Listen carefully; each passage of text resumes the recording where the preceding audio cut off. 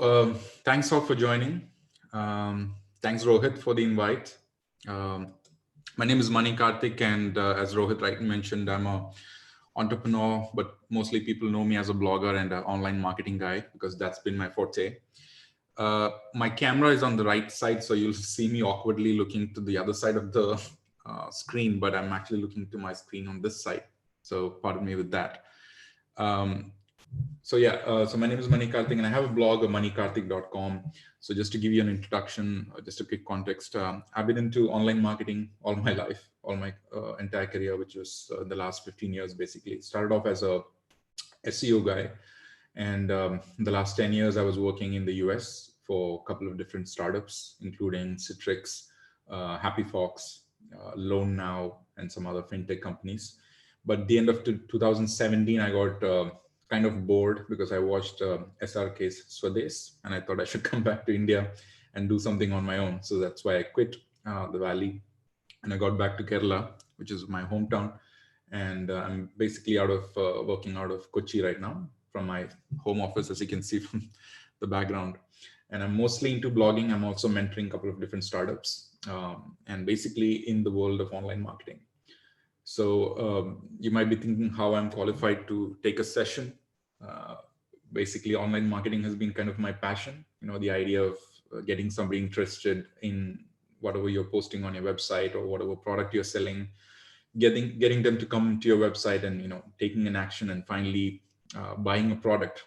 There's always that thought process involved in it and the psychology behind it. All that has been so much interesting for me. So which is why I got into this industry, and I have a lot of things to share. So whatever I say is from my experience. So feel free to disagree or raise questions.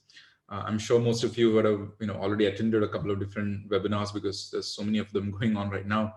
And I don't want this to be a monologue, so I'm not going to be sitting here and throwing gyan at you basically. But I have a few pointers and a deck ready. But beyond that, I would like to make this an interactive session. So first of all, if you guys have any questions at all, if you can make it as descriptive as possible and post it in the chat window, I think maybe Rohit or someone can moderate and choose one of those. And in between the session, we'll get back to you, and we'll take one-on-one questions that way. So that way it's kind of interactive and more practical rather than me just sitting here and talking about what I think is important for you.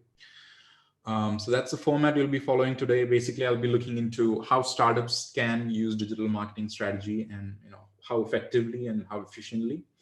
And I'm talking from my experience, and I can probably give you some examples as well along the way. But it's going to be a little bit onto the strategical side of things. I'm not going to go into the tactical side of things, but feel free to let me know if you have any doubts or if anything is unclear, or if you need anything very specific as to, if basically whatever I'm saying is mumbo jumbo, just call me out. That's what I'm saying. All right. So before we get into the whole thing, let me just make sure I'm sharing my screen all right. Rohit, can you give me the access to share my screen, or is it already on? I think it's already on. Okay. So let me know if we can see. Yep. Okay, cool.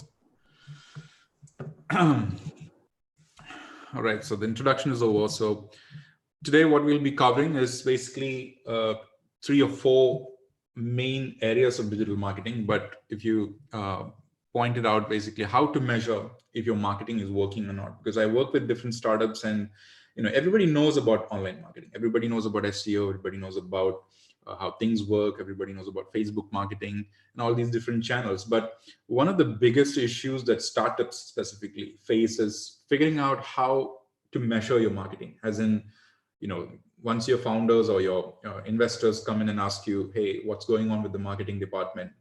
Where are you spending money? How does it all become effective? That's where most of us don't have the answers. And that's where I think I could maybe just give you an idea about how to measure, and possibly also from my experience, share a few examples, and how to choose what marketing channels to take up. Because many of us, we look at what other people are doing, or look at what's available in the market, and then pick and choose things that are more comfortable for you. And I see big problem there, and there might be a better way to do it. So I'll talk from my experience as to what might be good channels for you and how you can pick it and align it to your marketing strategy, and finally measure the success on them. And finally, also how to scale your effectively, how to scale your marketing effectively on a zero budget, because most of us are tight on budgets, and that's something that's bothering for many of the early stage startups specifically, but also even for other folks, especially in this economy. Budget is a big deal. So let's say, for example, if you have zero budget, which is marketing always gets yaks whenever it's a tough economy. So what happens if your budgets are cut? How can you scale your marketing from whatever you have so far to your targets? Also, we'll look into some trends in today's marketing world, also some tools that I can possibly recommend, and of course, some mistakes that young startups often tend to make, so that we can correct ourselves. So I've kept it a little bit very practical, kind of, instead of very bookish sort of. But feel free to disagree with me or raise questions and ask if you have any questions at all.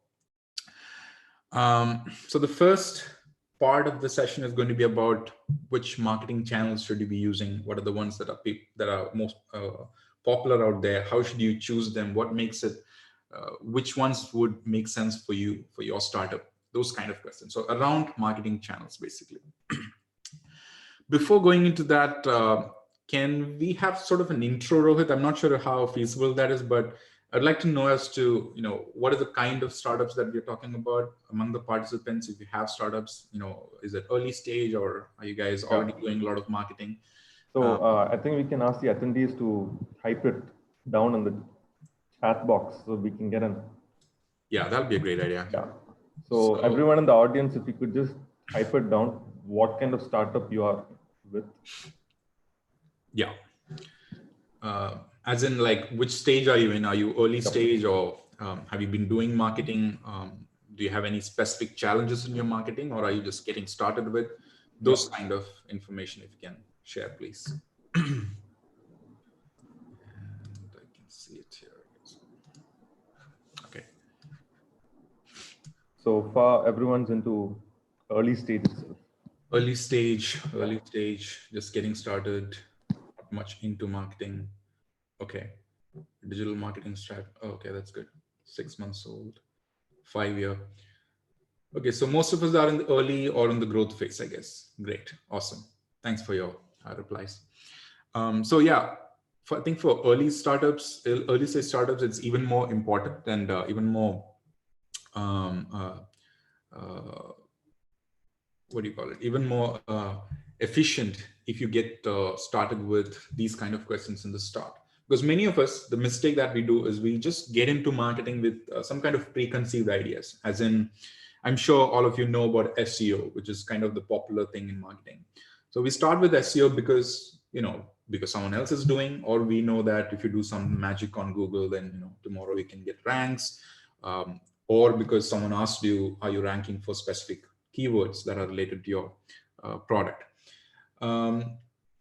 Or we get into Facebook marketing because everyone else is doing it, and we're saying Amazon, Flipkart, or the big guys doing it, so why not we do that as well? Those kind of questions, and that's the kind of approach we take usually, which is kind of a very ineffective way of doing things, because the first question that we have to ask before getting into marketing is who is your customer, and how do they interact, or how do they behave, what are his problems, etc. So we'll get into those questions a little later, but just to set context, I'm sure all of you have seen something like this if you have used Google Analytics. Google Analytics obviously is a free platform from Google where you can get a lot of analytics from your website usage. And this is kind of a little bit of an advanced kind of a scenario where you can think of this as an e-commerce website, let's say, where, ideally we might think someone wants to buy something, immediately he goes onto Facebook or Twitter, ask his friends about what is the best, mobile phone out there. Maybe they'll have some recommendations, and then you search for that going into Amazon or Flipkart or some other brand that they know, and then just immediately buy it. That's the kind of thing many of us assume in our heads. But unfortunately, that's not the scenario today. In the last 5 years, many changes have been brought about in the way people behave online. It's not a very straightforward kind of a line. It's a very convoluted, overlapping kind of a experience that most of us take. Like, think of yourself for an example. If you were to buy something, you would obviously go and look it up on social media, look about, ask for recommendations from your friends, see what other people are recommending, maybe going for their in-depth reviews on blogs, perhaps. Look up on Quora sometimes even. Look up review websites and see if there are genuine comments or if it is a paid review or not. So we have all kinds of touch points before making a purchase. So what does that mean for marketers? Does it mean that you have to pick up one channel or two channels or maybe even 4 to 5 channels and just go for a very blinded kind of an approach? Or look into how these all intertwine each other, how these all overlap each other, and figure out, how does your ideal customer or potential customer behave. I think it's the latter, as in you have to find out how your ideal customer works out or how he behaves and how he uses these different channels. If you understand that, then you can come up with at least some kind of an idea as to what you should be saying in terms of marketing. Because marketing is all about connecting 2 points, right? Your potential customers' pain points or their questions. And the other thing is what your product is saying or your service is saying, and basically have a connection between these two. I mean, you can sit there and say you're the biggest product, the best product in the world, you're the best agency in the world. All these things can be written on your website. But if your ideal customer is looking for something else, then there is no connect. All you will be doing is just doing that and then figuring out or worrying about why your marketing strategy is not working. So this is a common disconnect I'm seeing in most of the new startups, early stage startups initially, that they don't talk the kind of language that is understandable for the ideal audience. They talk about very wonderful things. They have the fanciest websites in the world. They have the most responsive website, but it is not appealing or it's not solving a problem for the ideal customer. And I underline ideal customer. I'm not saying all customers, ideal customers. And we'll come into definition of what is an ideal customer, who is an ideal customer later into the slides. But this is a common problem. So coming back to this slide, this basically shows that there are different touch points that a customer takes before making an action. And that action could be buying your service or contacting you through the contact form or even buying your product through your website. And whatever that goal is, before he gets to that goal, there are these different touch points a person takes or an ideal customer takes. And it's very difficult these days to figure out the efficiency of one particular channel. Because, for example, back maybe 10 years back, it would have been easier for marketing folks to figure out how efficient is your SEO channel. All you have to look at is how much money you spent, how many first page Google ranks you got, and out of that, how many views converted into conversions and finally into a purchase. It's a very straightforward kind of a line. But today it's not like that. An ideal customer first, maybe they go into social media and search for friend recommendations. Once they get recommendations from their friends, they might go into each of those brands, look for the individual reviews on Google. They might come across your website. They might come across your competitor's website. Later, they might go back completely forgetting about this experience. Then perhaps your competitor sends a retargeting ad on Facebook or other social networks. He sees that. Then he clicks on it, goes to your website. He sees an interesting offer there. He signs up for your offer. He doesn't make a purchase even then. After 10 days, you send him an email saying there is a 5% discount. So this is how the whole behavior is today. So it's very difficult to come up with answers to which is that one particular silver bullet solution, which is that one particular channel that is working out for you. That is kind of an outdated kind of question these days. A good marketing manager or a good marketing team will have to look into more in-depth questions like what is the ideal user journey as opposed to what is the best marketing channel. Now, even though I say that, there are different things you have to understand. And I mean, you cannot ignore the channels for sure. Obviously, you have to be using all channels. My point is you cannot be focusing on one channel and focusing on efficiencies of that one channel. It has to be a combined effort through different channels. And this is the reason why many of the successful online marketing or successful in the sense who have that kind of reach and who have that kind of conversions from online marketing, those startups always have a full-fledged marketing team. I'm sure many of us would be looking into a very thin marketing team these days. Like there will be an SEO guy, or there'll be an email marketing guy, or a Facebook marketing guy, or worse yet, there'll be one person dealing with all of this together. And that's also a different, probably a problematic approach these days, because you have to have different efficiencies within each verticals, each channels, and then you have to combine together to come up with a proper solution. So this, if you can see on the screen, this is basically just to give you an idea about what are the different touch points in even a bigger scenario. Like earlier we used to think about online marketing channels, like I mentioned, as 5 or 6 of them: SEO, PPC, email marketing, Facebook marketing, perhaps even customer support also in some way also is combined with marketing.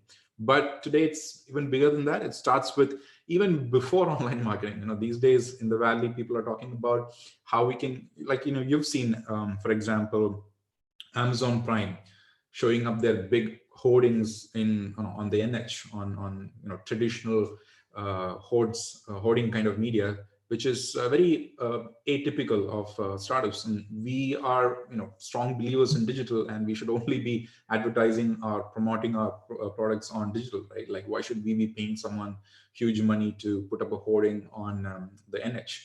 But today, big companies are you doing that. Like, if you go to the Valley, you can see big hoardings of Citrix or Yahoo and even Apple and other companies on the highway. So people are doing that because the whole different touch point, if you map out of an ideal customer, it all starts way ahead. It could even start from like TV spots, hoardings on the roadside, even PR and word of mouth even. So we're trying to, there are tools even these days that try to calibrate and figure out efficiencies of medias right from that well ahead touch points all the way down to email and loyalty programs and surveys and even events for that matter. I know it might sound a little too much to understand right now, but if you look at it, for example, many of us are early stage startups, but if you look at big ones, like for example, Salesforce, which is a very good example of SaaS selling platform. If you look at them, they have everything from hoardings to events, the big event that they always have every year. It's part of their marketing effort. Like, why would they throw an event in San Francisco inviting everyone? There is an agenda behind it. There is a conversion behind it, and it's all calculated and slice and dice and measure. That's a big part. So that is a kind of bigger marketing strategy the world is going ahead with today. And we as early stage startups, if we can have that kind of outlook even before we start marketing, it always helps us to grow. And it's okay to start small. All of us don't have the kind of budgets to do bigger, all kinds of marketing efforts through these different channels. But if you have that vision right now, it's always good to kind of, you can align your current scenarios or current strategies towards those. Never miss the big picture, so to speak. So let's go into some details here. So this is an example of an ideal customer journey. So like I mentioned earlier, there are direct visits. Like number 1 over there is direct visits. If you look at number 4, that is that's a very skeptic guy. Looks like a Malayali maybe, because we go into all these different channels before actually making a purchase. You look into reviews, go into organic search, you go into email, you go into social networks. Look at all those jumps he's done before actually making a purchase. So it's never a direct approach, is what I'm trying to say. So based on this, in my experience, there are 2 types of marketing channels, old and new, so to speak. I mean, even what I'm saying right now as we speak is being rewritten. That's the kind of economy we're in. But just to give some clarity, if any of you guys are thinking about marketing as just managing a few channels, I know many of you guys have like a Facebook manager or email manager, SEO manager, like that. If you're thinking like that, it's probably time you rethought that kind of an approach and thought about a more holistic, intertwined, overlapped kind of a strategy where you use different channels. So old channels, if you look at it, paid ads, SEO, display, email, content, social. Even today, even some of the medium-sized to big companies are embracing or doing this, and it's fine. They're doing fine. The problem is when it comes to measuring efficiencies. Whenever some, your investor comes and asks what is the efficiency of your, or the ROI, the return on investment on your marketing channel, then, when you say that SEO spent $1,000 this month or this quarter and got um, 10 paid customers, do you think that'll be a good answer? Obviously not, because that is false data today. Because as you know that in SEO, there's always this last click attribution. You can only see the efficiency based on what was the last touch point. And all the touch points that he has taken or she has taken before SEO is not measurable. So that is, we're looking into wrong data sets these days. But that's all what we have these days for early stage startups. So, we have to live with it. But I think if you look at into, from a different perspective and look at it from a very holistic perspective, there are these new different marketing channels also that we can use and, kind of infuse into our marketing or traditional marketing strategy and make it a little more, holistic approach. So the new channels being like, apps by itself, live chat. There are a lot of different companies who uses live chat to we've seen a lot of conversions from live chat. So one of the companies that I've worked previously when I was in the US was called Happy Fox Chat. I don't know how many of you know about them. They are basically a customer support, like Fresh Dust competitor, basically. But they got into live chat by launching a very lightweight sort of live chat program, and we've seen huge success. As in, people come on the website, just ask their questions, immediately they're, the time frame taken for them to convert from a interest-based person to a paid customer is very short. So live chat is not only for customer support, it can be done for marketing as well. And I'm not talking about regular live chat where you just talk to people and try to convert them. I'm talking about a proper, organized, I would even say AI based. We've known about bots and everything, but a proper marketing focused live chat strategy. I know that some questions are coming up in the chat. I'll get back to it once the slide is over. Sales and call centers. And previously, sales and call centers used to be thought as a separate, completely different department. And so there's always this big aggression between marketing and sales department. Like people who are in marketing department don't like the folks in sales and vice versa. The problem is because, I know for some of you who have done lead generation would know, marketing department would pass all the leads to the sales guys, and the sales guys will start calling up. And then, the kind of response you get from people are like, who are you, or why are you calling me, or that's not what the marketing or the other guy who sent me an email promised. Your product is totally different, or it's super expensive. I don't want this. So the kind of killing you get from the customers or potential customers to the sales guys is huge. And they always complain and put it back on the marketing guys, saying that you guys gave us the wrong leads, or whoever you approached were wrong, or there's this much bounce rate and nobody's picking up calls. So there's always this aggression between sales and marketing. And today it's not that much, because marketing has evolved. It's not just like getting name and numbers of people and throwing it to sales. If you do that still, then of course there's a big problem there. But today it's got much more smarter. The companies that I worked with always look into, there are some things like lead scoring and stuff, which I'll talk about in the next slides, where you kind of figure out who is a qualified customer, not just grab or treat everyone as a potential customer. For example, if you get 100 leads from SEO, 100 leads from email, you don't consider all of them as qualified customers. You figure out who is a qualified customer, and there are different things you can look into. There are tools you can look into that will tell you who's a good customer or a potential customer. And only those leads which are qualified, you pass on to sales. And that way it makes sales a lot more easier to work. And they probably would not be complaining ever for bad leads, so to speak. And there are tools. I'm not talking about doing things in the air. There are tools to calibrate and do this and automate these. Actually, we'll talk about some of those in the later slides. Podcasts are an amazing new channel that actually works a lot, especially in the early stages of marketing, which is in the awareness part, where when I was working with Citrix, I believe they were spending about $50,000 in one quarter just to get their name in terms of sponsorship for Leo Laporte's podcast from San Francisco. So big companies, I mean, they don't have like from a traditional approach, if you look at it, that's crazy. Like, why the heck would you do that? Like, you don't have to spend that much money on podcasts because, oh, nobody's listening to podcasts. Or you would say, it's not that. It's, like I mentioned earlier, you have to think about well ahead.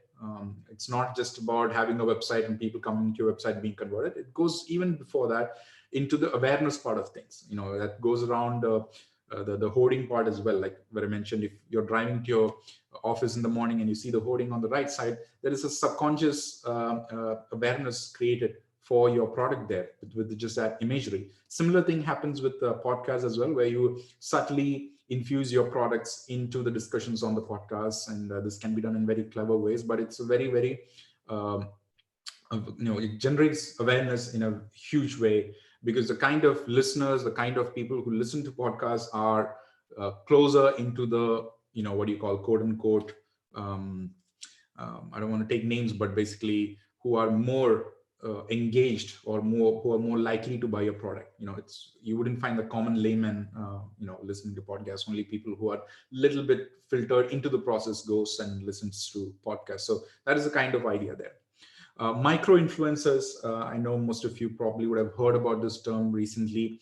In Kerala too, we have a lot of micro influencers. Basically, earlier when we started with social media, like back when I was in Dubai in 2009, Facebook and Twitter was very new, and there was a lot of talk about influencers. So everybody who was on Twitter who had 2,000 plus followers was was an influencer. But today it's not that way. Today, even if you have 10,000 followers or 20,000 followers, unless you have the proper engagement from your customers, the followers, then you're not an influencer. As in, if a message is sent by you, it has to resonate within your community or within your followers. Numbers doesn't matter. Back in those days, I'm sure all of you know, everybody was crazy about blowing up your Facebook page numbers or Twitter follower number. Today, that's not the case. So we've come to a point where we identify that it's not about numbers, it's about influence. And within influence, we're talking about micro influencers. For example, today, if a company comes in and says, we need to get to all the IT crowd in Kochi, a good platform for them to sell their product. It sounds absurd, but today is a good example to that would be the Kariku videos, right? So because we're all watching Kariku videos every time, and subtly placing there, which is why Kuvera or all those different apps are advertising in those episodes. So that's where micro influencers come into place. I mean, not everybody can go and ask Sachin Tendulkar or Deepika Padukone to endorse their products. That is huge money. Instead, if you go to micro influencers, it is more resonating in your target. So micro influencers is another one. As you'll find a lot of micro influencers on YouTube, specifically because that is the growing and more engaged channel today.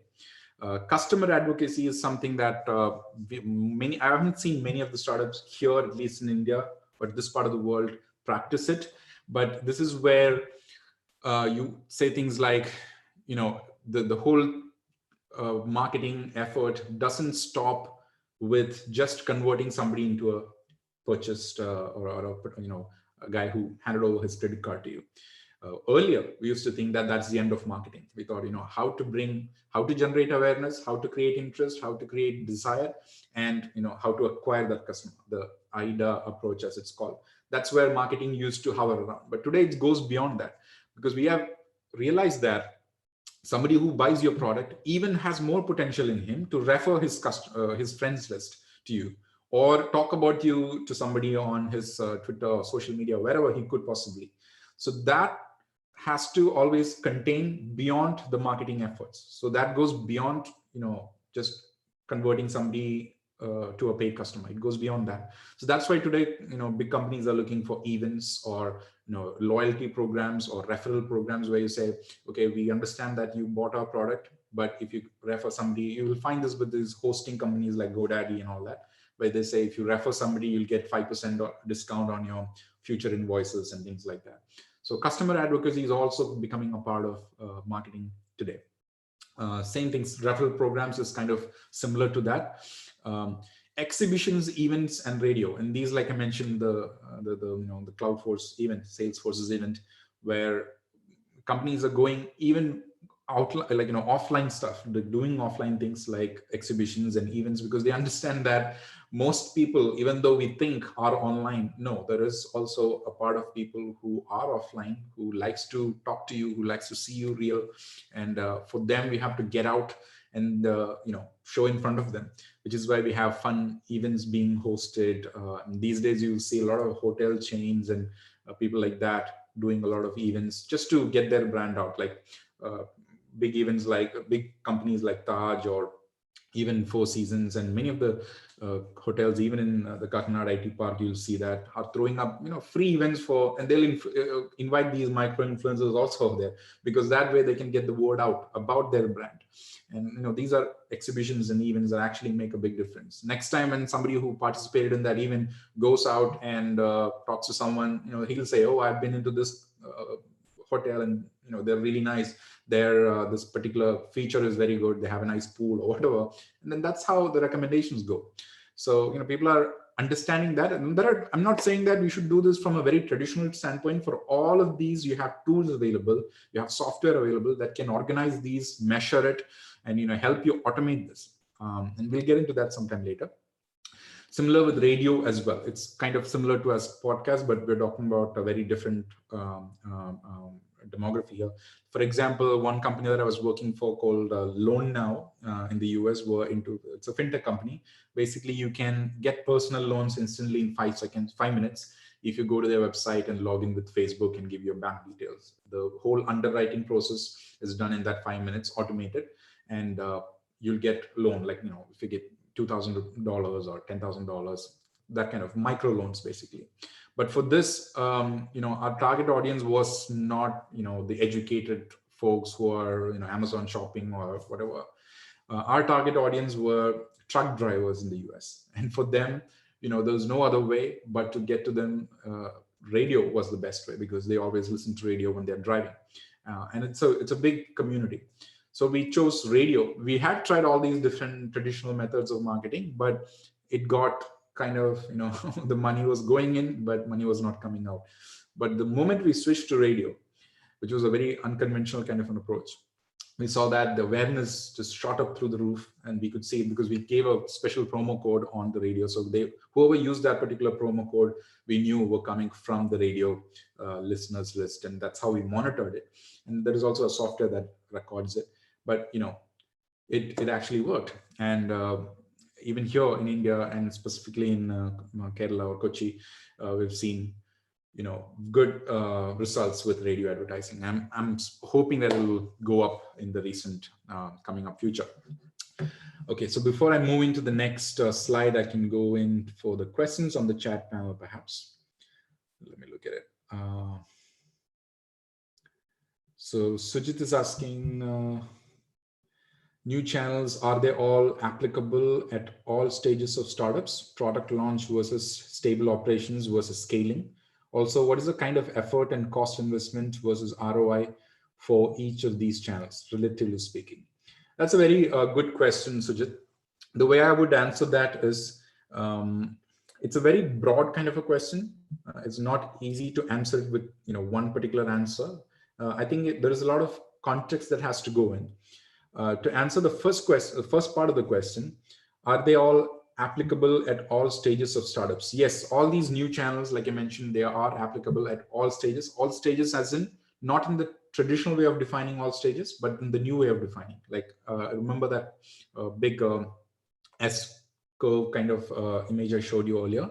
That stages goes even before your website. Typically in the marketing sense, you think about the first stage as somebody coming to your website, or you showing up an ad and bringing them to your website. No, it has to go even before that, as in from the awareness part. It goes beyond the ads. It goes to the hoardings, to the podcasts, and all those different, even sometimes events. Wherever you could get your word out to your potential audience, that is the awareness part. So it starts from there all the way to the customer advocacy part, where the guy is a paid customer, and even after being a paid customer, you squeeze him out, so to speak, where you ask him to get referrals, or you give him some incentives so that he refers his immediate friends or families or whatever that is to your service or product. So it goes all the way there. And Product launch versus stable operations versus scaling. Yes, it cuts through all. The one thing you have to keep in mind is that you cannot do these things in the air, as in, you cannot just put it down on paper and do these. For all of these, ideally, you should have at least a spreadsheet sort of tracking mechanism. Ideally, you should have a software. Today, we have different kinds of tools available for even customer advocacy, to radio advertising, to all of those things I mentioned in between. So if you could use tools, that is the best way out, but it could prove to be a very expensive affair, especially for early stage startups. There are scaled down, smaller tools available. There are ways you can like stitch together different things, like using Zapier and that kind of different products. Like you can create a band-aid solution, so to speak, without spending much money. If you're smart enough, especially I've seen a lot of people from this part of the world doing, very cost-effective way of doing things, which folks in the valley spend thousands of dollars on. So there are ways to do it. If you put some time into it and think about it, you can. But yes, it goes all the way from product launch to scaling as well. The kind of effort and cost investment versus ROI for each of these channels, yes, that it's very relative for each product. Like for example, for SaaS products, let's say for example, you're running some sort of you have a CMS to be sold, or a customer support software or something like that to be sold. They will have some sort of an ROI on specific channels. Like for example, I've seen that SEO is a very, very cost-effective way of doing things, because the investment is very less compared to ads or PPC or display or other channels, because all you have to pay for is content. And if you have a good person who's good with SEO, then whatever you do one time is a lifetime investment. You can just get the benefits reaping. It adds up. It just more so like a compounding interest sort of thing, where it just adds up and takes a hockey stick kind of figure later on. And it's very cheap as well. But social or paid ads and those kind of things, you have to pump in money. The moment you stop pumping your money, there's no results coming in.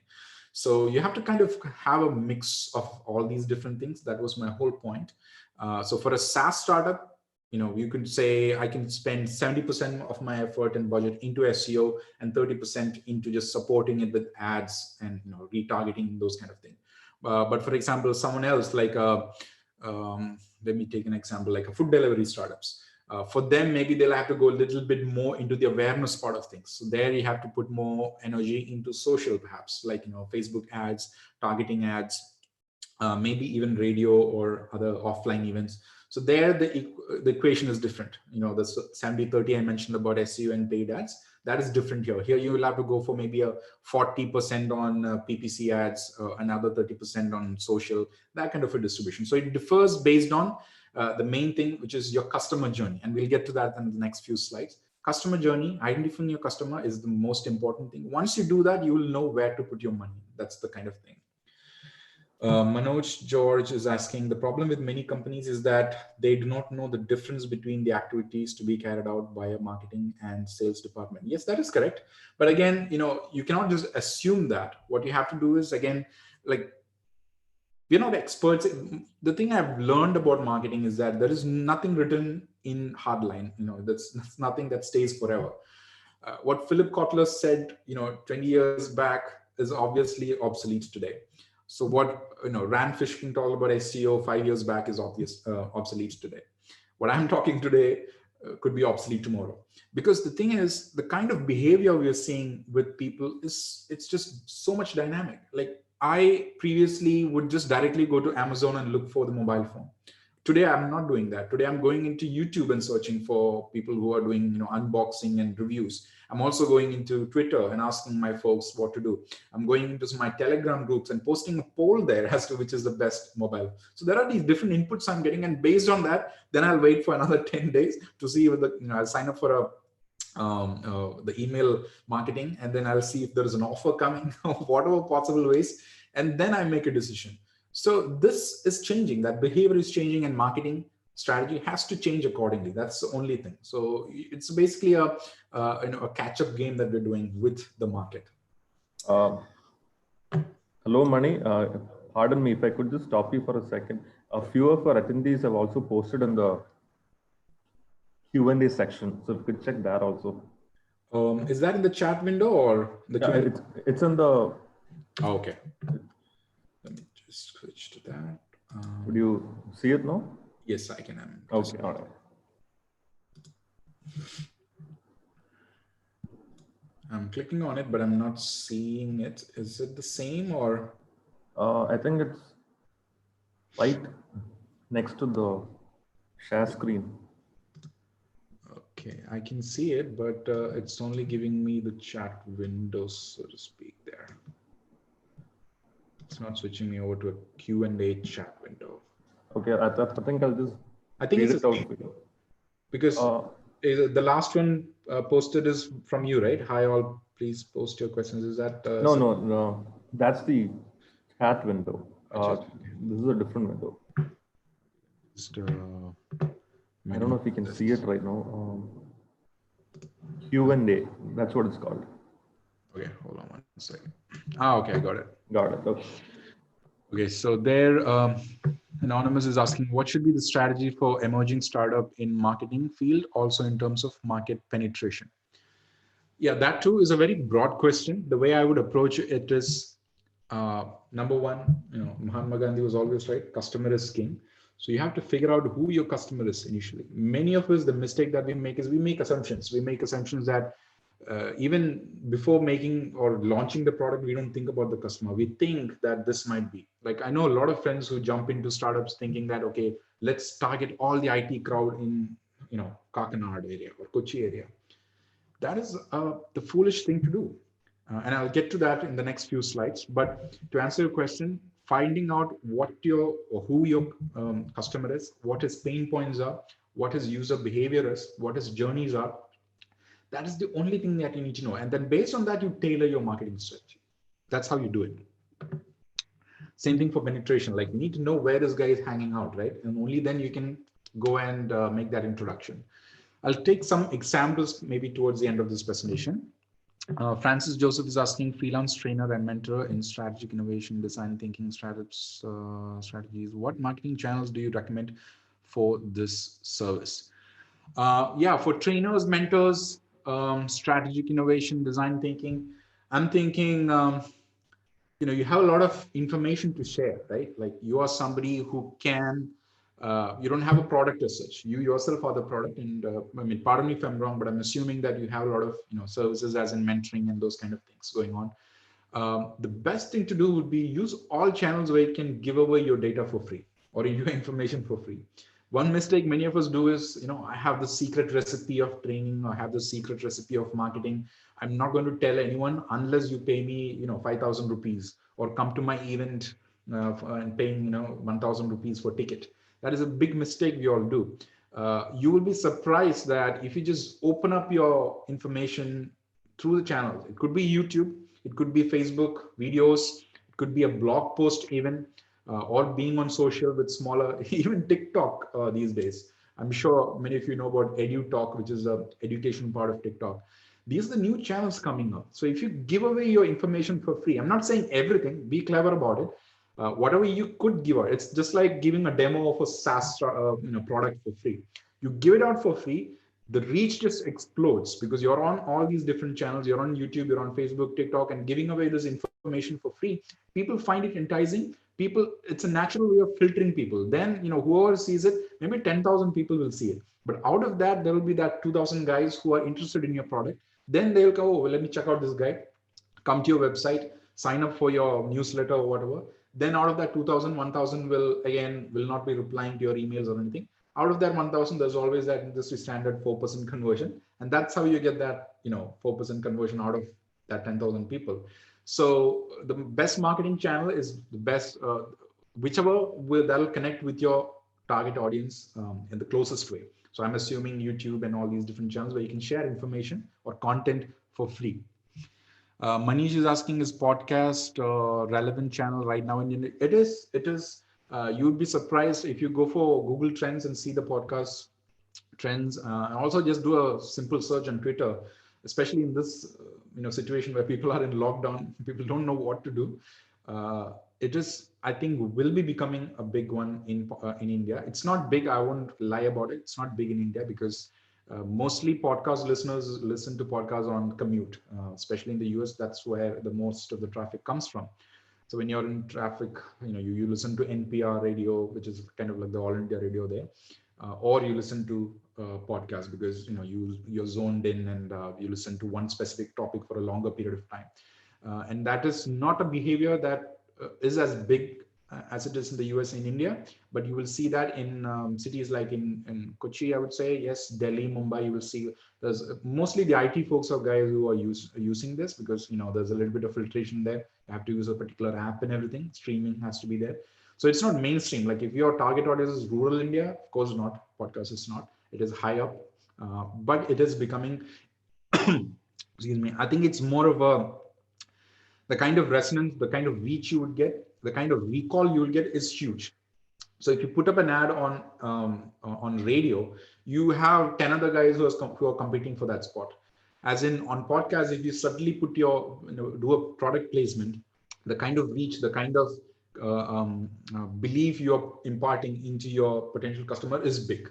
So if I listen to Leo Laporte today and he mentions one particular startup saying that, hey, I tried this product and it's pretty good, I trust that person because it's a one-on-one conversation. I trust him and I remember that product forever. On radio, if you put it against radio spots or ads with 5 other different companies, not even your competitors but other ones, I would just lose the recall value. So that way podcasts are much more engaging, but it's not that popular in India right now. Any tools which is useful for early stage startups? Yes, there are a lot of tools available, but I need to know which specific thing you're looking for.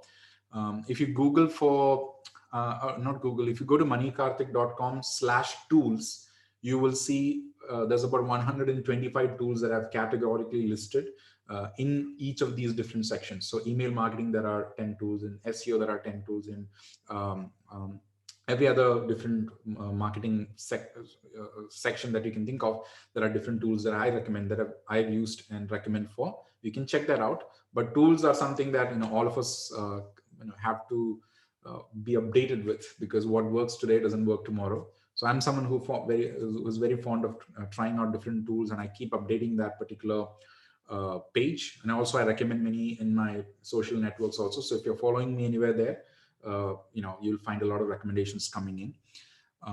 There's also producthunt.com, which I'm pretty sure where a lot of new tools gets launched, and it's very good so that you can kind of experiment with what's new out there in the market. How marketing can be done on app? I'm not sure what exactly that means. If you meant marketing for apps, I'm assuming that's the thing. Well, there's ASO, which is App Store Optimization, which is kind of SEO, but for apps. That is obviously the default thing to do. But again, it depends on what is your target. Are you a game company? Are you a big basket kind of company? Based on what your target audience is, there are different venues. And it's pretty much similar to whatever I just mentioned earlier, which is, you have to figure out what your target audience preferences are and have a tailor-made strategy for them. Please say more about customer advocacy.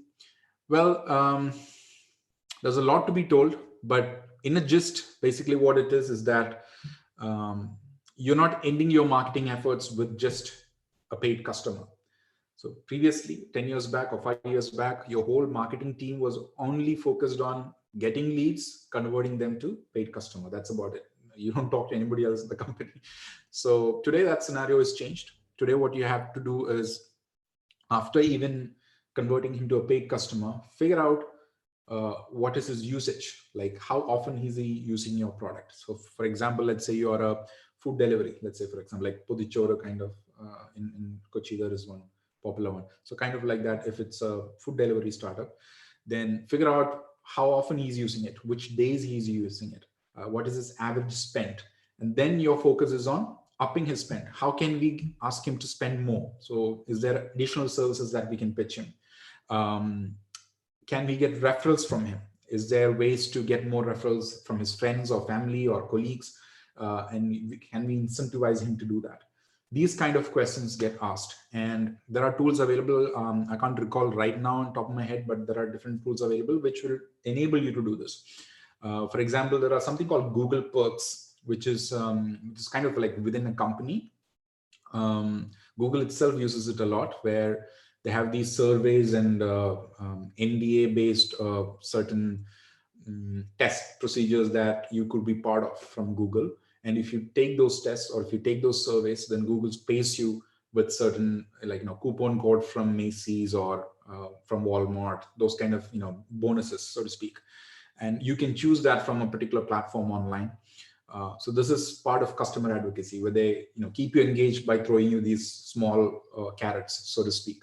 So that is what customer advocacy is, and it can go anywhere from keeping people engaged, repeat orders, to even having huge fan following and huge events. Even, like, for example, I don't know if you know about MosCon, or there are a lot of these events happening in the US. Even in India, we have new ones happening. Like YouTube is throwing up a lot of events, like influencer events, where they bring up all the most popular guys and throw up and party for them, sort of. And this is all part of customer advocacy. Even startups can do it, where you take your highest paying or highest valuable customers, give them a one-day party at some place or whatever, bring them over. It is forever. They're going to be loyal to you, right? I mean, who wouldn't say no to it? So that's the kind of thing that we're talking about in customer advocacy. Bharatan Iyer is saying, what is your opinion on vlogs? How do you think that the video logs can be useful for enterprise and entertainment industries? I have seen many influencers doing such blogs. Can you please suggest some good vlog promotion platforms for us to get? Vlogs are huge. If you haven't noticed it, in the last post-Geo period, I would say, in India, vlogs are just, exploding like anything. So if you are an entrepreneur, if you are a mention enterprise, even vlogs, it's the best, because people, the only change that has come is not because vlogs is suddenly cool. It's because people are using vlogs more. I mean, look at us. We use YouTube a lot, or we watch videos on Facebook a lot. So videos have become, because nobody has time to read that 5,000 piece of blog post or anything now. Before it was. So now we're switching to easier modes. You must have seen those what do you call those small 10 seconds videos on Facebook, where these DIY things, right? Like Blossom, there's a channel, there's another called DIY something, where the cooking videos are there, but they cut short everything, chop. It's very tight, but in 5 seconds or 10 seconds, you know how to cook an entire meal, basically. But it's through videos. So these are different formats that you have to try. There are people who do like very casual videos. I don't know if you know about this guy called forget his name. This is Spanish guy. He's also a very popular mentor marketing kind of guy, where he just shoots casual videos of him standing by his big mansion, and then there's this Lamborghini right behind him, and he just says, "Hey guys, I just woke up. By the way, that's my Lamborghini. I just got it by doing such and such things. Follow me. Download my ebook." That is one other format. And then there's Gary Vee kind of format, where he's on stage, saying whatever he wants to, and there are bits and pieces of those kind of videos. There is even Dan Bilzerian, Dan Bilzerian, who you always see him on Instagram videos with some 1,000 girls around him naked and all that. That is another way of marketing. So based on who you are, what your product is, there are different ways of doing it. And I think videos or vlogs are huge. You could even start by simple, like if I have a YouTube channel, it's only got like 3,700 subscribers. But basically what I do there is I give information about a little bit of marketing, working from home jobs, because I've seen that there are a lot of people interested in doing working from home kind of jobs in India. Like moms sitting at home, or people who have a lot of spare time but cannot go out and do proper jobs. So for them, I have this channel where I talk about all these work from home jobs and everything.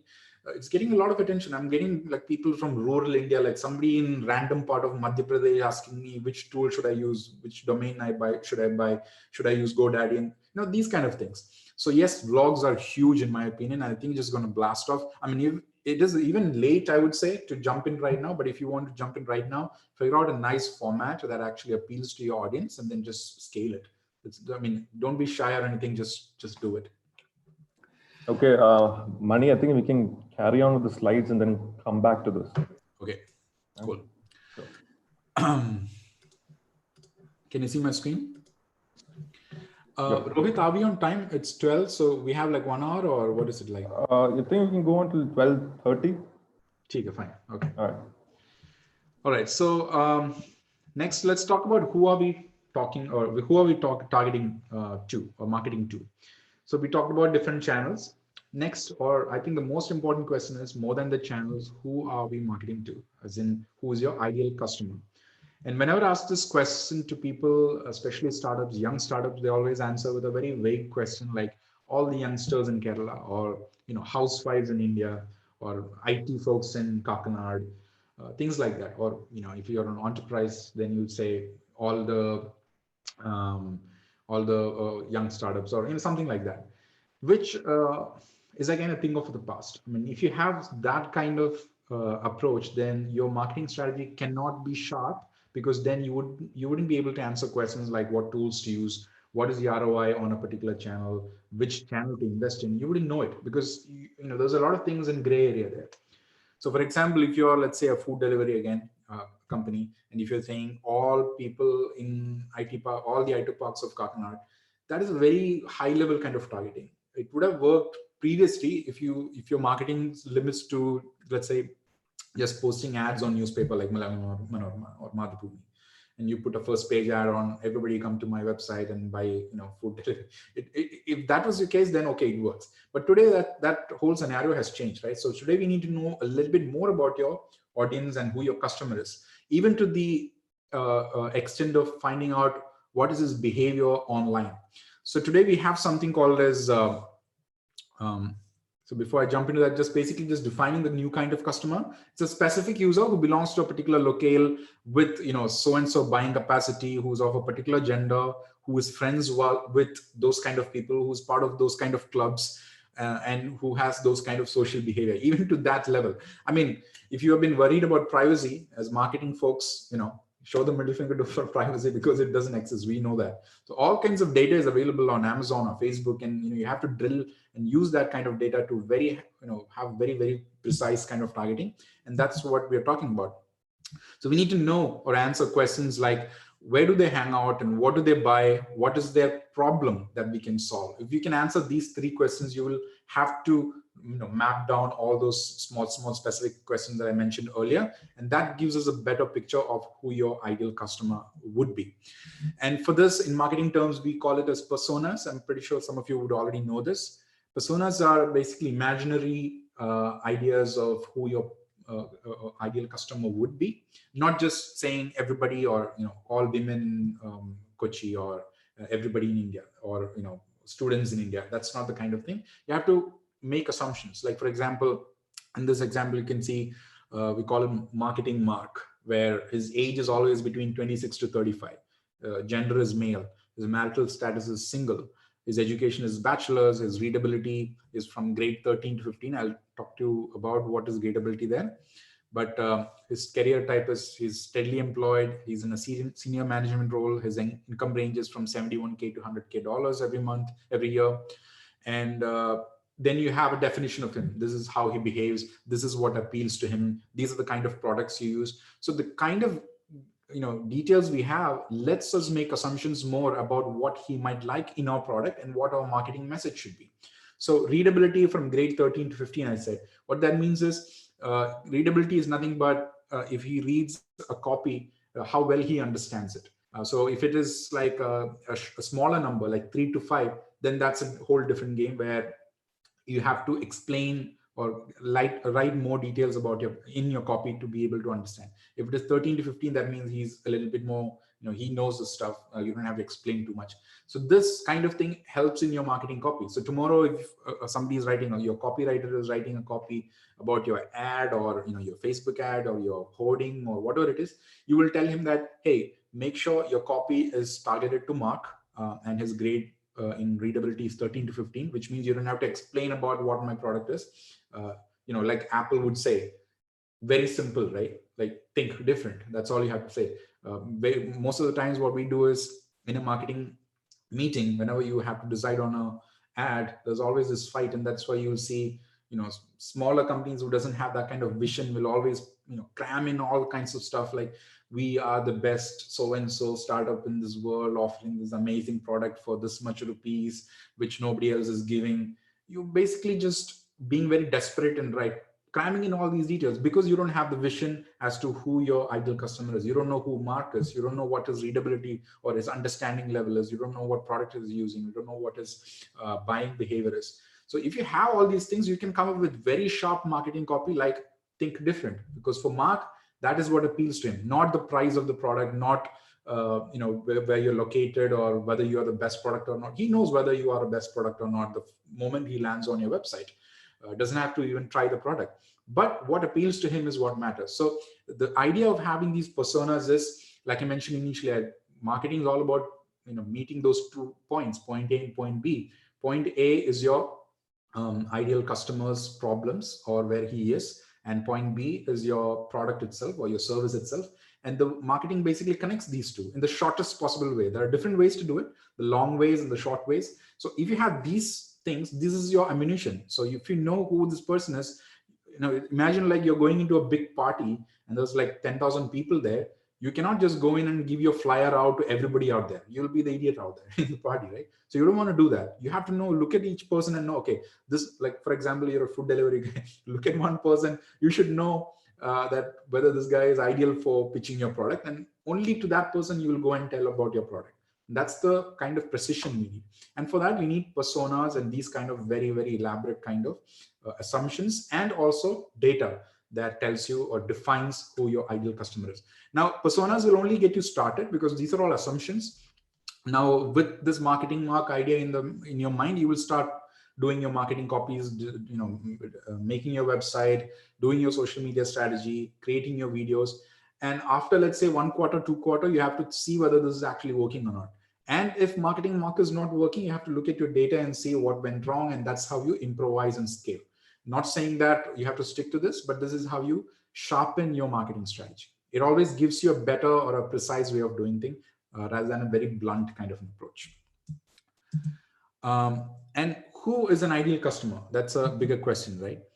So like I mentioned earlier, before there was this big fight between marketing and sales teams where marketing's job was only to just create leads, which is names, email address, or phone number. Even today, a lot of marketing firms do this. All they do is, hey, we'll generate leads for you. They'll throw ads on Facebook. They'll do SEO, PPC ad, everything. And finally, what the deliverable is a spreadsheet full of names, email addresses, and phone numbers. And then they pass it over to the sales department. Sales department, what they do is they just call up all of these guys, and half of them won't be even picking up their phones. Half of them will say no to you. Half of them will shout back at you. Maybe that 1% will convert, and that too, not the kind of customer that we actually wanted. The problem there is because you haven't qualified your lead properly. First, you have to identify the customer, so you have to attract the right kind of customer. So even if your marketing copy is ready, it will only attract the mark kind of precise customer, ideal customer. Once they come in and you have a bunch of leads with you, you have to do what is called as lead scoring. And this is an advanced concept where what you do is you monitor this person's behavior with you. So for example, let's say you're, again, taking an example of food delivery startup. You have a website, you threw an event or you gave ads or whatever you did, you got a bunch of people converted as leads. So you have names, you have email addresses. Now what you do? Now you throw at him different marketing projects. For example, you send him an email every next 3 days or whatever. You show him a retargeting ad on Facebook. You have him subscribe to your your YouTube page and give him a explainer video there.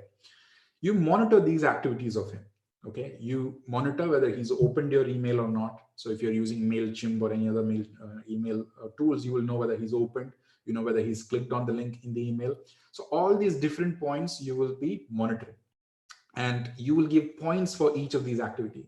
So if he's visited your blog, clicking on the link from the email, then he gets 3 points. If he contacts you from your contact form, immediately he gets 50 points, because that means he's genuinely interested in your product. Or if he downloads a white paper or he goes to your Facebook page, there's another particular number that you associate with it. So over a period of time, so in 30, 60 or 90 days, from 1,000 people who converted into leads, you have a nice, beautiful list of, out of these 1,000 people, 10 of them are in the 70 plus points range. Another 10 are in the 50 plus. The rest of them are in the 10 to 20 range. So you know who is better or who is likely to be more converting than others. So you only pass those 50 or 70 plus scoring guys to the sales leads, and you tell them that, hey, this person was visiting our this particular page on the website.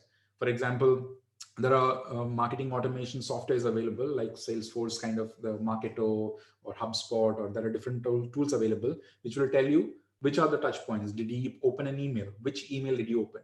Was it email about a 10% discount, or was it about a unique feature of your product that he was interested in? Or did he visit one page where he was looking at your about us page, where he was verifying who are the people behind this product or not? So what that means to the sales is that if he was looking into the about us page, he needs more reaffirmation about who you are, your legacy, your reputation, and all that. So he doesn't have to pitch about the money part or the competitive pricing or whatever that is. You can just pick up the phone and say, hey, we noticed that you were checking out our website, but maybe I thought it'll be interesting to give you a little bit of idea about who we are, who our investors are. So that way, just address that one particular problem only. The rest of the things he will do manage by himself. He will go out your pricing page and check out your pricing and all that. But this way you are attacking that one problem, or those set of problems that are actually problematic for your ideal customer. So it's the time is not wasted for anyone. Time is not wasted for the marketing guy. Time is not wasted for the sales guy, and time is not wasted for the customer as well. So it's all very sharp kind of a approach. So lead scoring is one method of doing. There are different methods of doing this. There are different tools available. Like I mentioned, there is HubSpot. Marketo obviously is like the Salesforce of marketing, and there's everything from there to very small ones, even open source ones available, marketing automation software. I've mentioned some of them in the same document that I told you about, moneykarthik.com/tools. Check it out. But I think even early stage startups can embrace it, use these open source projects, or even you can do it with stitching together of different projects like email marketing. You can do MailChimp. You can use Zapier to do a little bit of combination of different tools combined together. It actually works, provided you have that strategy, what to measure. You can always stitch it together, and it actually works. So just to clarify this whole idea of whatever I've just mentioned throughout this presentation, there are these different touch points, different marketing channels that works differently for each startups. You have to identify your customer first, what his behavior is first, what his problems are, and come up with assumptions on what his problems might be or how we can solve his problem, and use those particular very, very specific marketing channels differently, and bring him into your website, convert him, and after conversion, go ahead and go all the way up to customer advocacy. And today we call it life cycle marketing. It's not about just bringing somebody or interesting somebody in your product. It's also about keeping him as a lifelong customer. And this is why, if any of you guys are into angel investing, or there are people who's putting in money into you, they'll always ask about, what is the LTV of, the average spending, and what is the lifetime value of your customer. And those kind of bigger questions can only be answered with this kind of a approach in marketing. You cannot approach like LTV and all that. You cannot be calculating with just the SEO data or your sales data. It's all wrong data if you think about it, because that everything is all over the place. Unless you map the entire life cycle or the journey of your customer, you cannot get a proper idea of these bigger KPIs, so to speak. Lifetime value of your customer, average value of your customer, the ROI on specific channels. You cannot get it if you're not looking into these different metrics. I'll also get into some examples, but quickly, Rohit, maybe we'll just go back to the Q&A quickly. Sure, we can do that. Okay. Okay, so Jai Krishna is asking, how would you differentiate between product marketing versus services marketing? We are mainly a services company offering software consulting services. How would you suggest the path for us? Basically, we have not done any kind of marketing for the last 5 years around, though we are doing reasonably well now. Well, product marketing and services marketing is different in the sense that what you're offering is different. But what is in the front of it, as in your customers, who they are, where they hang out, what marketing channels can you use, that is obviously different. And of course, your approach has to be different based on what your product is. Like if you're a SaaS company, there is a typical, it's a lot more easier for you to do, as opposed to if you're a services company, there is a different approach to do. Like, for example, I mentioned about this trainer, you have to get out there on all video platforms and, give your content out for free. That might be a better option to do. That may not be possible for a product company. For a product company, you have to talk about your product. Sometimes you have to talk about your customers, give them reaffirmations about why you have to, join you and, join the herd, and why we will keep you safe, those kind of reaffirmations. So it depends on your product basically. And I think the other part as to which channels to use, how to use, how to map your customer journey, and how to, even deduce them with those personas, that I think it's pretty much the same.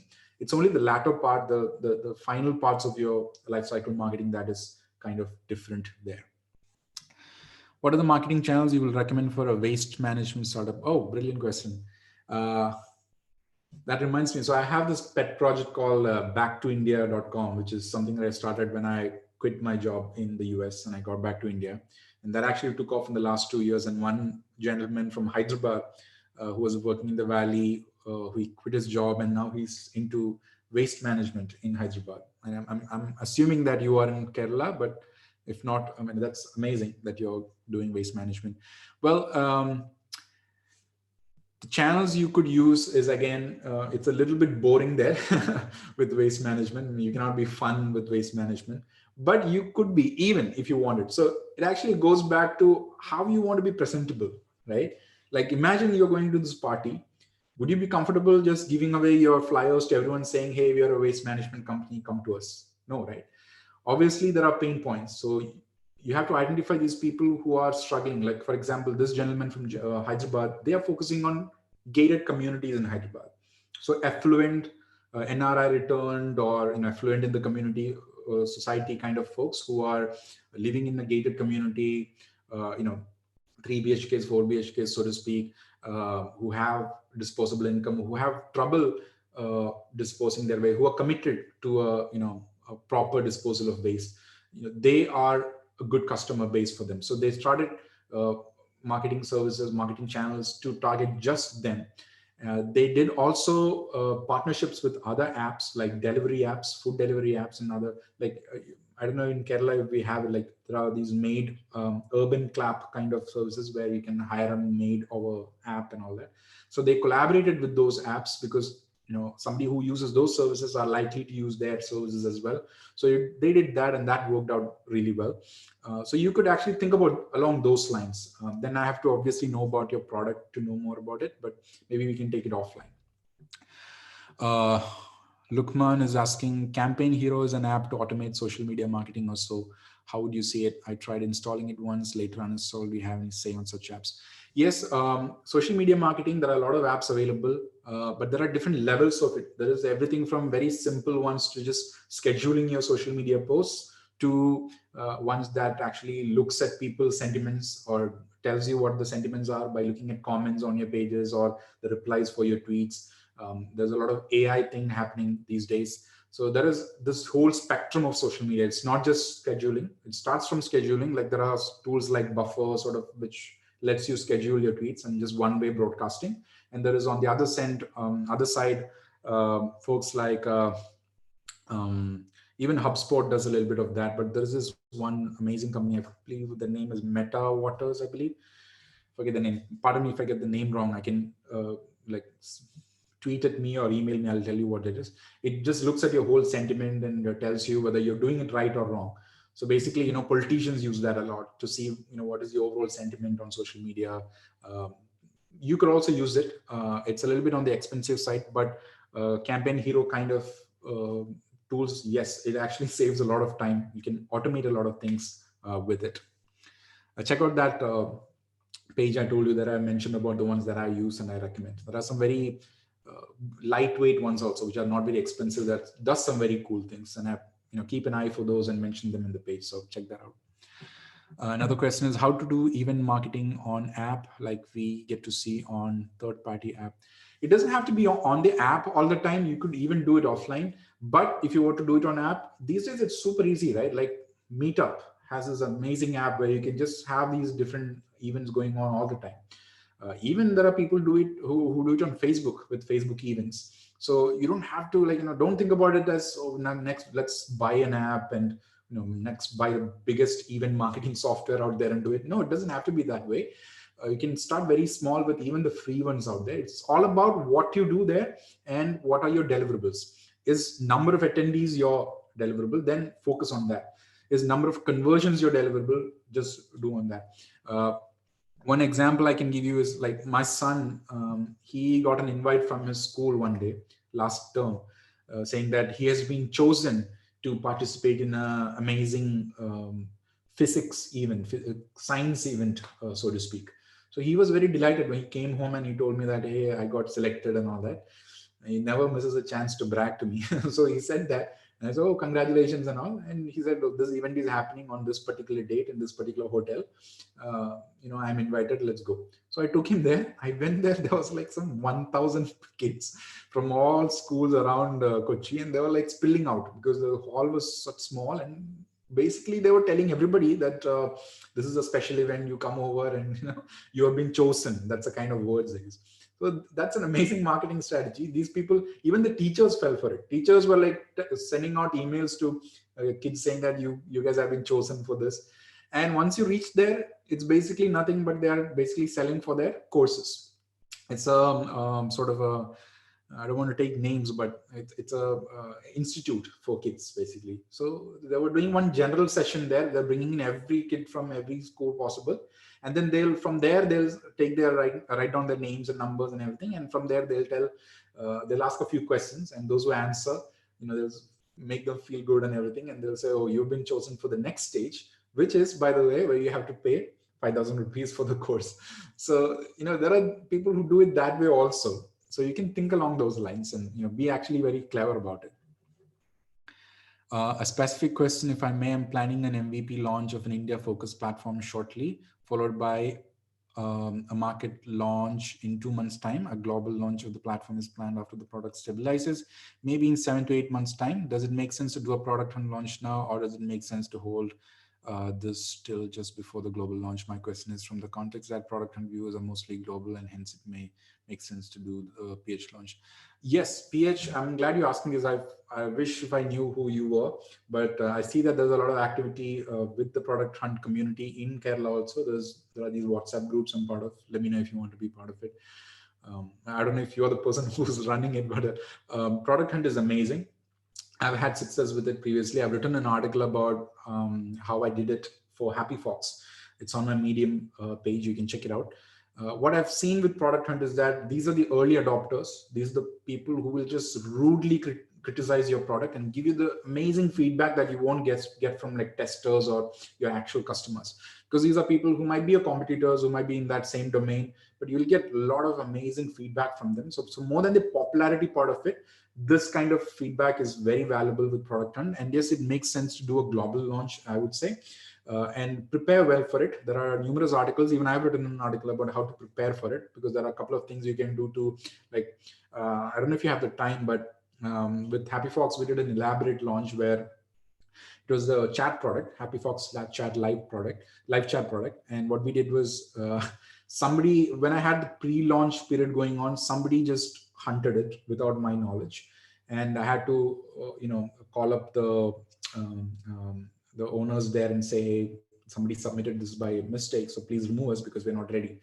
And they removed it, and I launched a program or a landing page or a message saying that don't hunt us yet, we will be ready, but meanwhile, if you want to get a free t-shirt, please subscribe to us. Okay, we put a small email field there and put into a MailChimp database.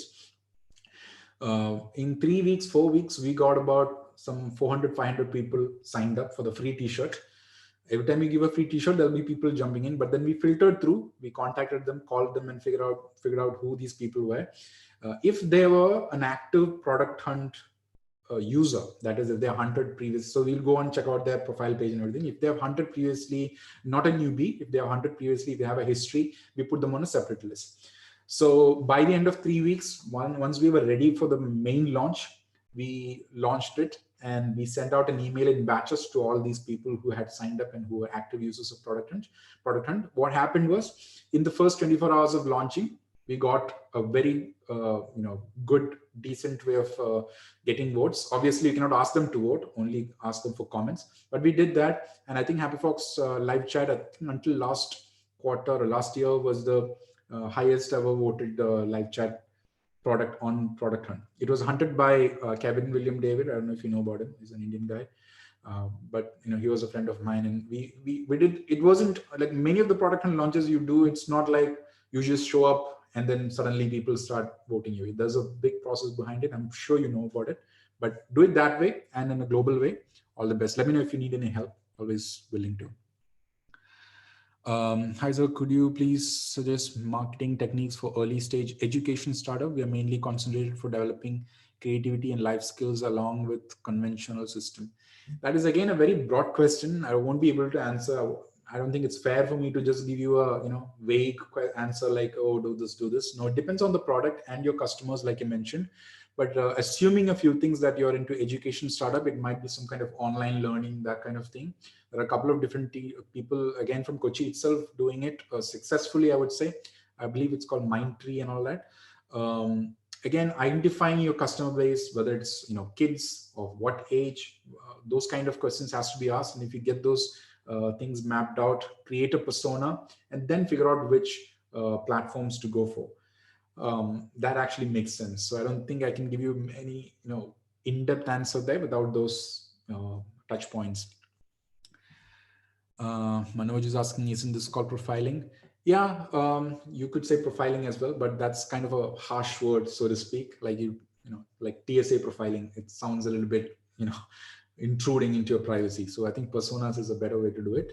Personas, the way it is different is that you're not looking at a selected bunch and profiling people out of it. That is profiling. Personas is where you identify an invisible kind of thing, and then you try and match with whoever comes in. So that's slightly different, but kind of the same thing. Nabil Bashir is asking how to align the marketing in times like now. People are uncertain, and marketing fund is the first thing towards businesses are asked to cut. Yes, absolutely. So we'll have to wait and see. But there are good things and bad things. Good things is that people who have not been doing a lot of unconventional stuff are beginning to do it. For example, even the way we work, right? Like we're all doing remote work these days, and people who have been against that are now thinking about it, placing their trust with employees. So similarly with marketing also, there are a lot of changes happening. I think it gives us more avenues because the exposure is bigger. I'm assuming, and I could be wrong, that people are having more exposure online now, and they are, there could be more avenues for marketers to get these touch points in. Like Zoom calls is an amazing way to maybe market, or virtual conferences like this, webinars would be more accepted, I believe. So these new things are also coming in. So I wouldn't say it's all bad. You just have to be clever, and marketing has always been like that. 10 years back, once SEO was all the glory of marketing, it was there, but after a while it diminished, and then that was the first to be cut from the marketing budget. But then it has evolved. Now people is looking at it from a different perspective. So same thing is happening even now with this difficult times as well. Nisha is asking, how effective is the traditional SEO wherein keywords are focused now that world is moving more towards organic content marketing? Yes, I would even say world is not moving towards organic content marketing. World has moved over from there to even further bigger things, because yes, traditional SEO doesn't work. Today we're talking about, I know it sounds very cliche, but it's all about the user. It's not about your website now. The control you have on your website is very less, to be honest. What you can adopt to is, earlier we had a very fixed platform, and you would say, do this, change title, add keywords, write this way, link this way, get some links, and then, okay, fixed. And you're perfect in terms of SEO. And from there, we moved to organic SEO, where we said, oh, you have to update frequently, write blog posts, keep adding more content, be more holistic. That was there for like 5 years back. And from there, it has evolved to today's topics, where SEO is more about a very flexible approach and very dynamic approach. There are a lot of AI tools available for SEO, you'd be surprised, where we are looking at how people are behaving on your website. For example, one thing you would have to look into, if I were to tell one specific example, is how many back button hits are you getting on your website. You will have the best copy in the world, the best, first page, first rank, even the answer, what do you call that, the rich snippet thing from Google even. But if that person or X percentage of your audience is hitting that back button, that means all of those effort you put into SEO is wasted. So you have to look into those. You have to look into where else he is going, right? Which other website he's going, and then see what is the kind of optimization you can do to bring him back or keep him sustained in your page. One example is when I worked with Loan Now, we just had one landing page. But one metric that actually kind of blew me away was the time spent on our website. And that gave us a lot of edge over many of the other competitors, because once person who would search for personal loans in LA or personal loans in Irvine would come to your website, even though we just had one landing page, my argument for my CEO was create as many just replicate that landing page for every city. So personal loans in Los Angeles, personal loans in Irvine, personal loans in Santa Ana, personal loans in San Francisco. Why don't we do that? So doorway pages, right, for SEO. I oppose not to do it, because when you do that, what happens is it becomes a very easy way to tell Google that, hey, we're doing something very bad. So instead we just stuck to one page, but when we notice that people are spending more time on your page, because they will come to the landing page and then immediately go to the application page. And we made that application page part of the landing page itself as an app. So you don't have to go to a different URL. They will, when Google looks, they're coming to one page and staying there for like the next 10 minutes until they get their loan. So that actually boosted our stickiness and boosted our ranks. So you have to be very clever like that and think dynamic, not the cookie cutter method where you say add title there, repeat the keyword 15 times on the page. That doesn't work. If at all you do that, I can guarantee that don't work these days. Mani, I think we're almost out of time, so I think we can. Sorry, what did you say? Hello, Mani, are you there? Yeah. What did you say? I didn't get that. So what we are trying. So it's almost 12:30, right? So yeah. You've been pretty interactive in the question. So what I suggest is just look at the one question from the Q&A. There are a lot of questions in the Q&A session. Okay. Meanwhile, we will open up for the participants if we want to ask directly. Sure. Participants, if you want, attendees, if you want to ask the question directly, please raise your hand so that we could directly give you the talking permit. So we'll take 2 questions from the audience because. Yeah. Bhupesh, since you have raised the hand, we have given you the permission. Do you want to ask the question? Are you there?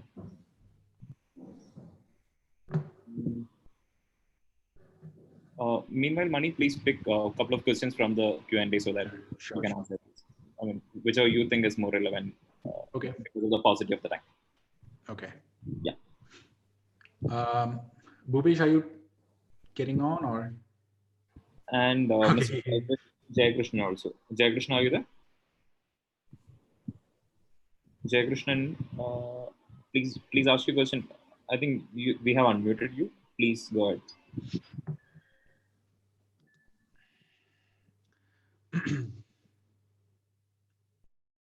I'll just answer one question meanwhile. Yes. Ready perhaps. Okay. Joji Michael was asking your advice to a digital marketing startup in Kerala. My advice is, again, very broad question, but since you asked advice, I would say focus on the local results. Don't talk about the international scenario, because one advantage for folks in Kerala is the price advantage, obviously. And there are a lot of interest within the local community for local advertisements, or the maps, Google Maps advertisements, or listings, so to speak. So focus there. Many people who never had been into the digital platform, who always relied on traditional methods of marketing like classifieds and those kind of, they are getting into the game. So focus on them. You will win by the number game, as in there are a lot of people there. Even if the per user acquisition, the value is less there, you will have so many. And if you just nail it as the best person out there who can do it kind of thing, then just with the number game itself, you can win a lot. But with the traditional SEO, will get you ranks for this keyword, that kind of approach, I don't think you can make a big difference, because competition is just too much out there, and you don't have any unfair advantage there. Your unfair advantage is that you can connect with the locals. So that is my advice there. Is Jai Krishna still on, or? I guess we can Okay. skip the kind of direct Q&A. Rohit, please. To you. Mani, I think we can wind it up right now. Okay. If that's fine. So I just like to thank Mani for being here, hosting the webinar. Very good session. Learned a lot. I'm sure all the attendees also learned a lot from this. And I want to thank all the attendees for being here also. So if you found this session useful, Mani, you can please share your details, how they can reach you, your blog, your social media presence. And I urge everyone to follow him as well. Sure, yeah. Everything is on moneykarthik.com. That's where I blog a lot. Also, I'm on Twitter on moneykarthik. I also have a YouTube channel. That's where I need some help. So if you guys are on YouTube, go search for my name. I think it's youtube.com/c/moneykarthik. So you can find it there. But yes, I have a podcast going on. I'm on Twitter. I'm on Insta, everywhere possible. So if you have any questions, if we need, I do a little bit of mentoring. So, but I'm very choosy about whom I do it with. As in, I wish I could do it with everyone, but I don't do that right now. So if you think there is a possibility that I can help you, feel free to email me. Also, you can find a form on my website where you can put in some details. There's some details are, so you put in those details and I can definitely get back to you and I'll try and help you. But otherwise, feel free to email me if you have any questions or anything, or Twitter or something like that. I'm pretty much everywhere. So thanks for the opportunity, Rohit, and thanks all for joining. Everyone, all right. Thanks a lot, everyone. Thank you, Mani. Pretty Thank you. and very insightful. Thank you. Thank you. Pleasure. Bye-bye. Thanks, everyone.